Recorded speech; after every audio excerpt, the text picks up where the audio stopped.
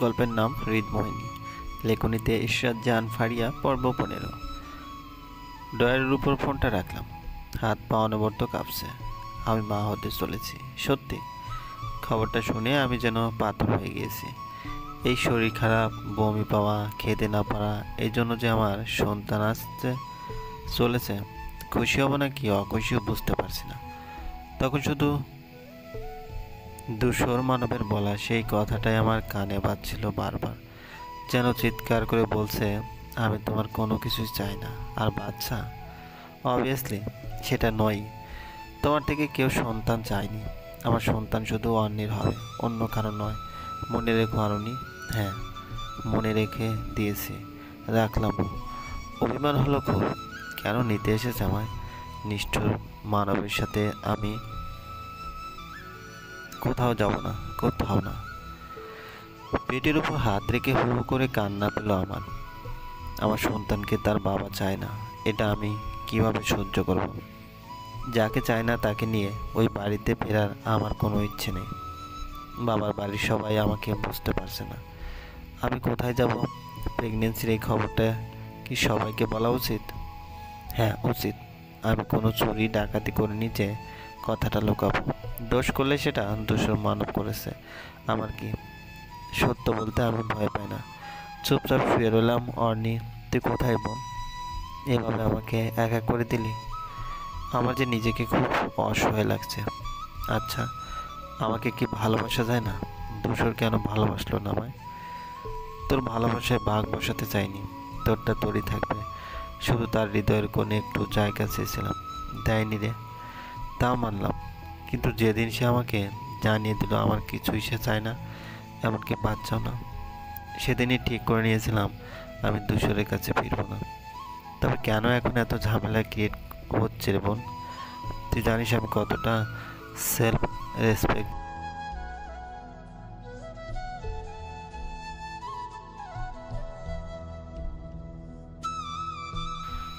কিন্তু এখন কি করবো আমি? একা একা কথা বলতে বলতে কখন যে ঘুমিয়ে পড়লাম মনে নেই। ঘুম ভাঙলো একেবারে সকালে। বিছানা থেকে উঠতে ইচ্ছে করছে না।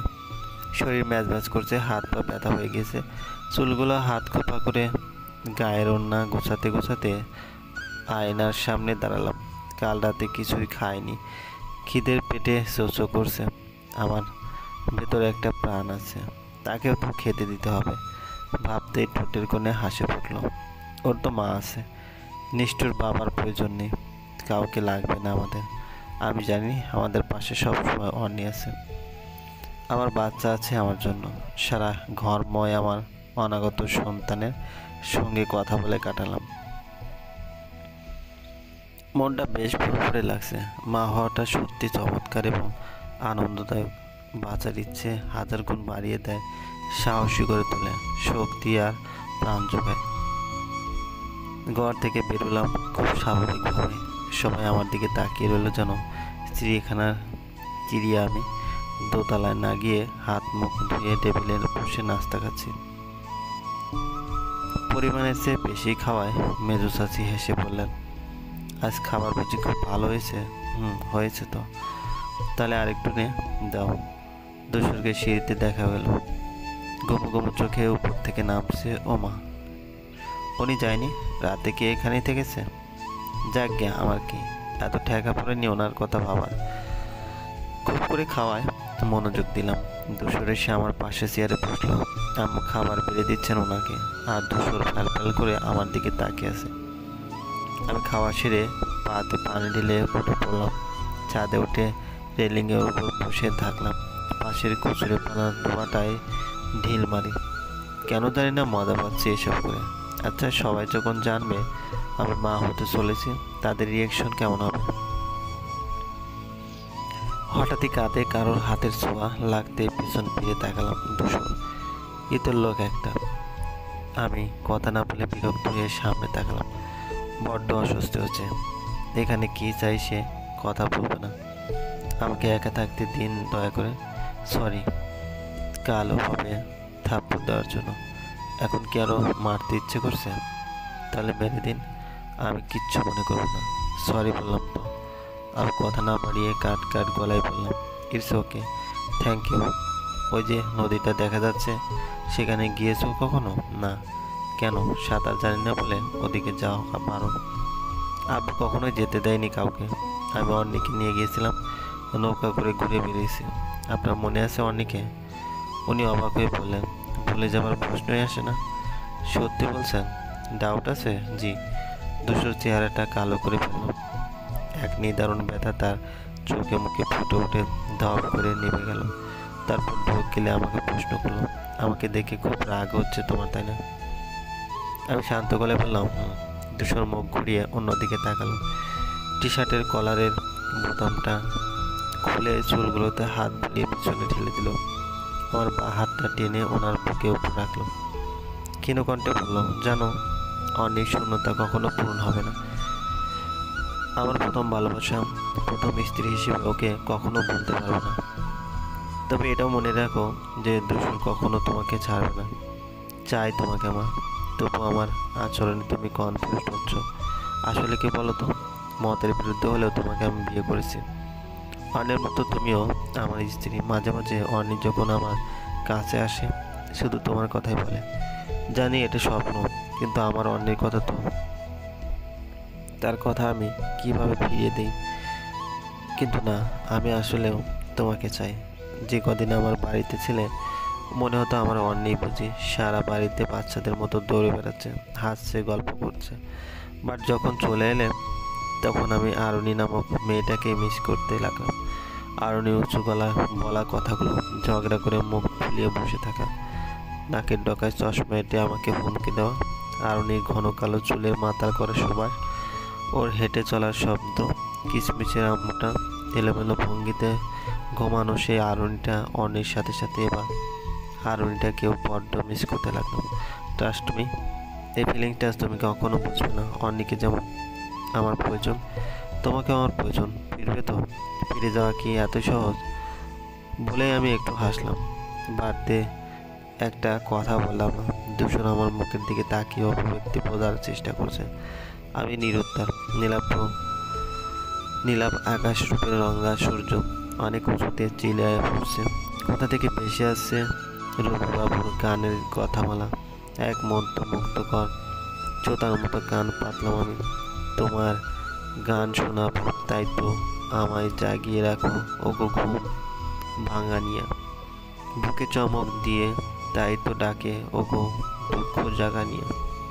এলো আধার গিরে পাখি এলো নীরে, তরি এলো তীরে শুধু আমায় হিয়া বিরাম পায় না কো ওগো দুঃখ জানে জাগনিয়া। আমার কাজের মাঝে মাঝে কান্না হাসির দোলা তুমি থামতে দিলে না যে। আমার পরশ করে প্রাণ শোধায় ভরে তুমি চাও যে ঝরে। বুঝি আমার ব্যথার আড়ালাতে দাঁড়িয়ে থাকো ওগো দুঃখ জাগানিয়া।